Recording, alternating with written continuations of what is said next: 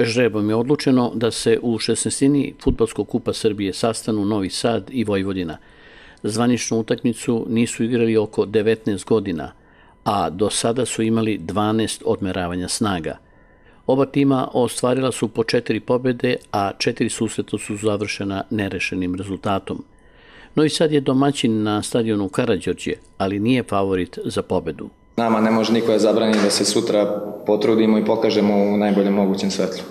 Malo smo mlađa ekipa i neiskusna, ali mislim da će sutra biti pun stadion i mislim da će to biti dodatan motiv za moju ekipu. Novi Sad se takmiči u prvoj, a Vojvodina u Superligi.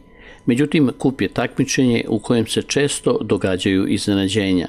Te utakmice koje su na papiru već dobijene, to je najteže opravdati i pokazati na terenu. Naše je da uđemo 100% jer ne treba nas zavarava to što je Novi Sad rang ispod nas. Posljednji zvanični okršaj ovi klubovi su imali u sezoni 2004-2005. godine upravo u kupu. U regularnom vremenu utakmica je završena 1-1, a posle penala Vojvodina je pobedila 6-5. Sigurno je Vojvodina favorit i tu nema šta da kažem, a što se tiče nas, moji igrači samo da izađu na teren i da pokažu ono što mogu i da pokažu koliko mogu u ovom momentu i da se odigra jedna lepa utakmica i da pobedi fudbal u Novom Sadu. Fudbalski klub Vojvodina ima velike ambicije u kupu i sigurno je da će igrači biti dobro motivisani za pobedu.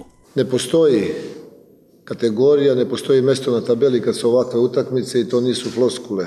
Jednostavno, kad je gradski derbi, tu je stvar karaktera, stvar prestiža, stvar mnogih drugih stvari i to je jedna utakmica u kojoj padaju sve barijere i gde sve ono što važi u nekom regularnom prvenstvu, u nečemu kad se dešava kad ima kontinuitet, u toj utakmici ne važi. U toj utakmici važi samo moment, inspiracija i da si tu kad treba. Ja se nadam da ćemo mi da budemo tu kad treba, ne bežimo od uloge favorita, Vojvodina sigurno da jeste favorit, ali to treba da opravdamo na terenu. Kup utakmica Novi Sad Vojvodina igraće se na stadionu Karađorđe u sredu od 19 sati. Ulaznice će se prodavati po 200 i 100 dinara. Prihod od ulaznica biće uplaćen za lečenje devojčice Zare u Rukalo.